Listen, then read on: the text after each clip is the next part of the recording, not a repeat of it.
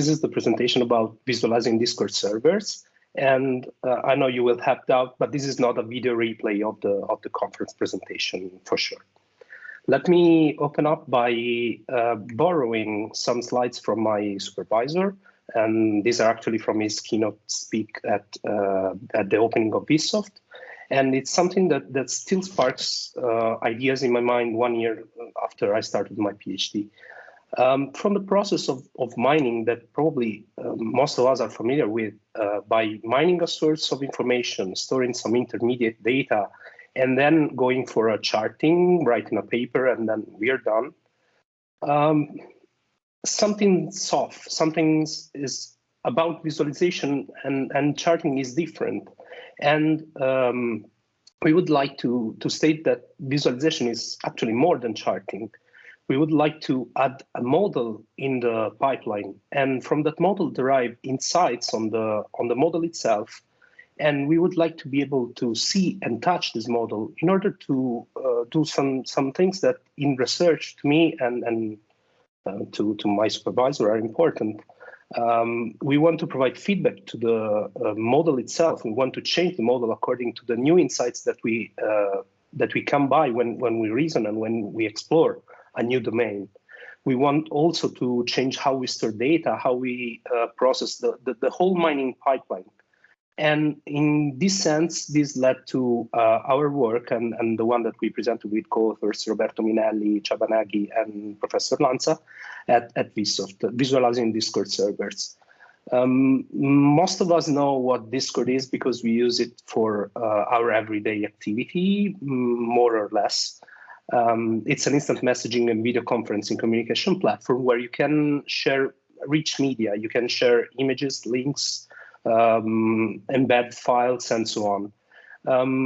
Not sure if most of you know that it was born in the gaming community, but it has been widely adopted also by software developers. And for the newly arrived, almost 1 year ago, we moved as Software Institute from the Slack platform to the Discord platform. But this is not exactly what we did. We didn't mine our server, but we built a bot to do that, and we built Discord Dance. Discord Dance is a scraper bot which builds an internal domain model of a Discord server and allows live visualization and exploration of this model. Discord Dance is built in Pharo, in the Pharo IDE language, and it uses a couple of libraries from the Pharo ecosystem, which is Russell 3 for visualization and Discord ST to interact with the REST API of the Discord server. Just Discord Dance in Pharo. Pharo is a pure object-oriented language and a powerful IDE, which is inspired by Smalltalk. On the right, you can see a quick demo running of the Discord Dance tool, where you can see visualizations for activities and charts and visualization specs for different, for example, here for classes that are present in the server and that are shared. And you can also explore the domain model in the Pharo IDE by this view, which is the Pharo inspector. And you can navigate the model to gain insights, for example, to reach the code or the message where the code is stored, etc. And you can see the structure of a server. You can see that, spoiler alert, there is source code shared between authors on a Discord server, between users of a Discord server in a developer community. Enough with the spoilers. Our case study was the Pharo Discord server. Pharo is not only the language that we used, but also the community we addressed in order to explore their sharing of source code. Just to give a few numbers, the Pharo Discord server has 6 categories, 56 text channels, 7 voice channels, and overall, almost 5 years of history with 3,000 developers and 180,000 messages. But this would be a little bit boring to represent this data. If you are interested in this particular case study, you can find that in the paper. I thought it would be nicer to have a look at our own Discord server. And a caveat, this is a partial view. And it will be clear in a while why this is partial and this is increasingly discovered for the information here. We have 7 groups, which mirrors the structure of the groups in our institute. 11 categories, 77 text channels, 25 voice channels. We are on the same range of the Pharo Discord server, but we have fewer members. We have only around 80 members, only 1 year of history, and 3,000 messages. And this is a figure that is going to change really soon. Overall, our activity seems to be small in comparison to that of the Pharo Discord server. In particular, the number of messages and the number of active authors, if you see this representation of the structure of our server, is limited to 2 categories, but it's not really like that. Let's try to see what's in there. For example, we can see that in these 2 categories, we have a pretty active stock market channel with people discussing there, a tech channel which has a little bit more activity, a general chatter channel with more users involved and more overall messages, and probably unsurprisingly enough, COVID-19 channel was one of the most active during the last year in the general interests categories. Our activity is made by authors, and we can see them represented as boxes. And we have 48 active at least once, 27 active last month, 26 inactive, roughly a 1/3, 1/3, 1/3 rule, which stands for 1/3 active, 1/3 previously active, and 1/3 inactive authors. At this point, I will do something wrong, and in the end, it will become clear why it's wrong. Our one and only Roberto Minelli is the top author with 500 messages. He's active in 12 different channels. And just to give a few numbers about the activity of our Discord server, another way to look at it would be through @mention network. For example, most of you use @mentions to signal a specific user that a message might be interesting for him or her, or you want a specific reply, and you can use mentions to do that. In this way, we can see, for example, that there is a sort of triangle between users that mention each other and that interact with each other. And if you see the node size as the author relevance or the number of messages sent, these are also 3 of the most active authors which are connected, and the strength of the connection is represented by the edge width, which means the number of mentions. The thicker the line, the more an author mention each other. But as I already previously mentioned, it was a very partial view of this. And in particular, I couldn't believe that, for example, CodeLounge isn't using at all Discord. It's just an empty array of channels and the desert in there. And then I asked permission to Marco D'Ambros and Andrea Mocci. They discussed that internally. They decided to approve this and to be also supportive of my research. And I could access the data in there. And actually, there is data in there because CodeLounge uses their channels. And if we compare this to the overall activity, we rise from 3,000 messages to almost 11,000 messages. And this is, for example, this is a limit that would completely erase history in the previous history in the Slack channel, in the Slack platform.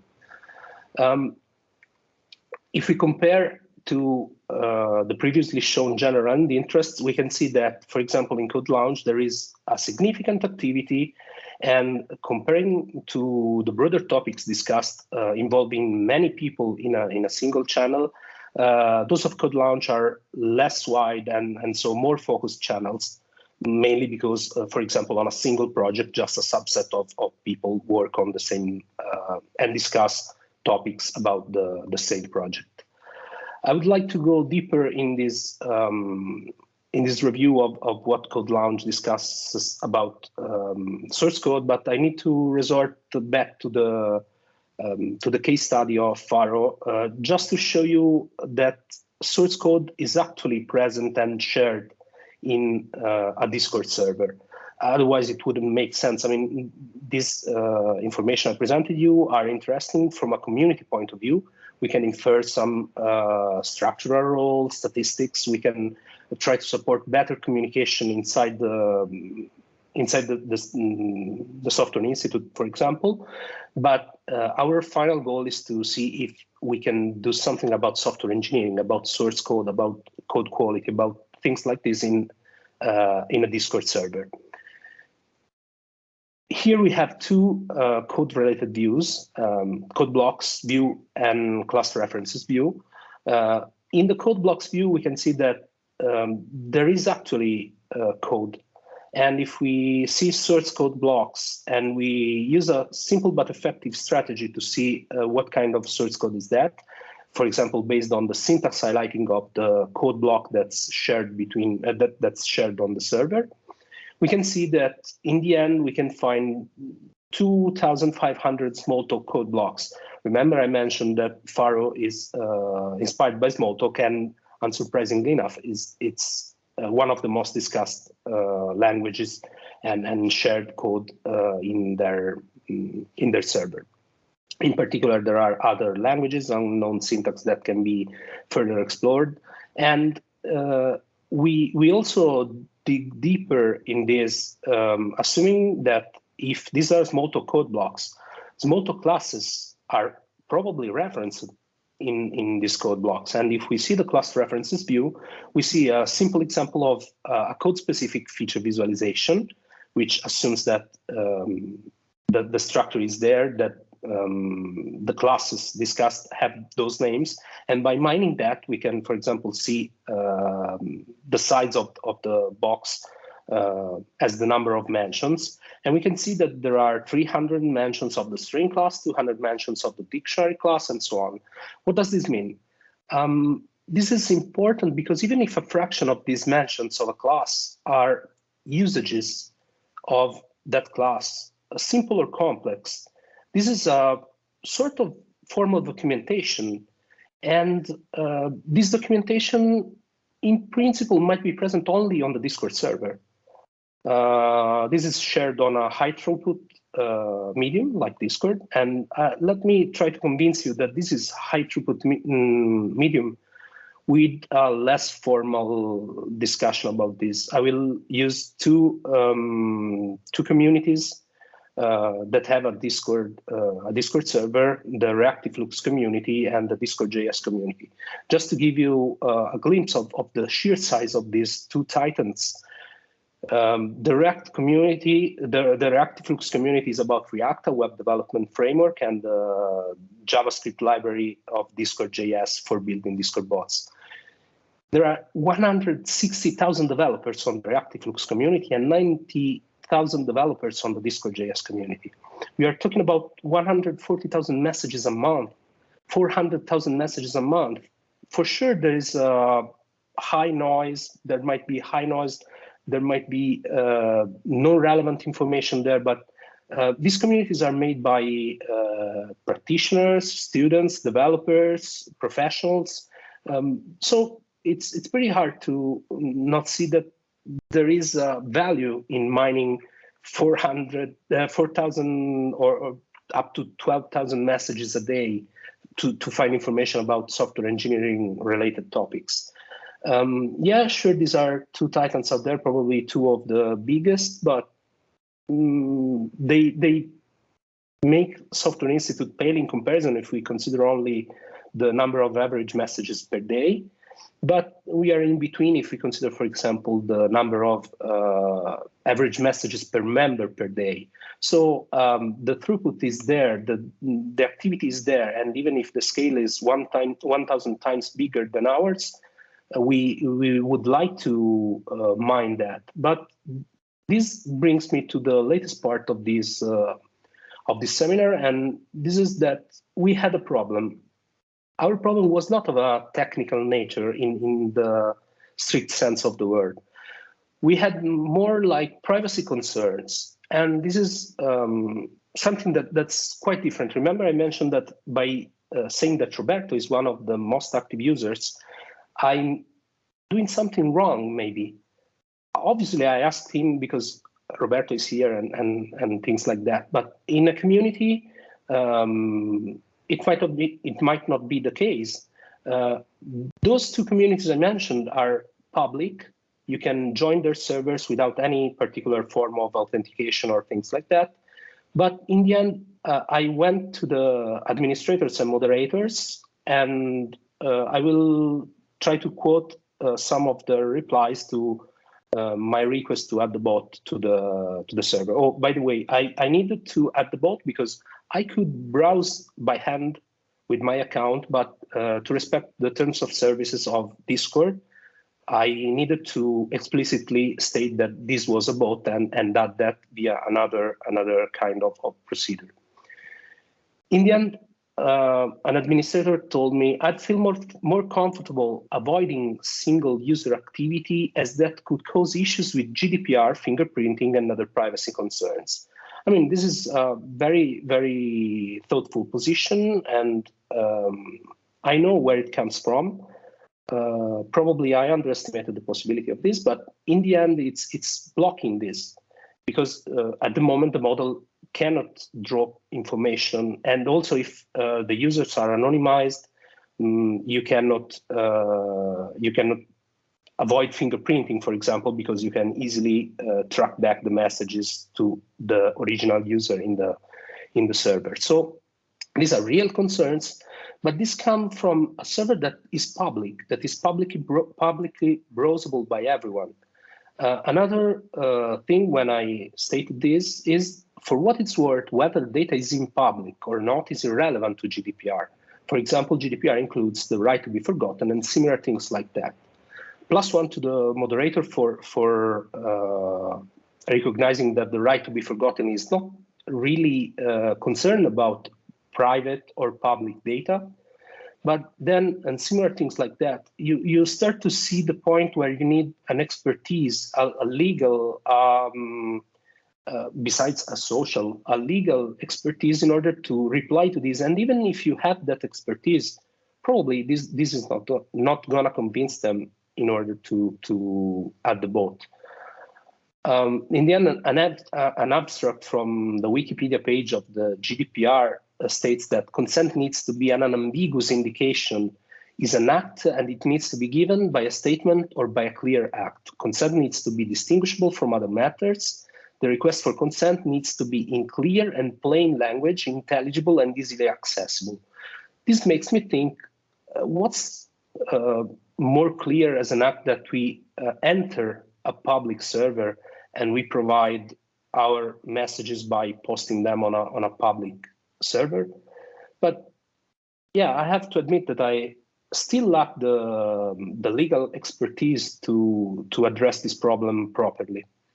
And with this, I conclude my presentation of our work and the tools that we are developing. And I briefly scratch on the need, and I would like also to discuss this with you, the need for legal and social or ethical expertise.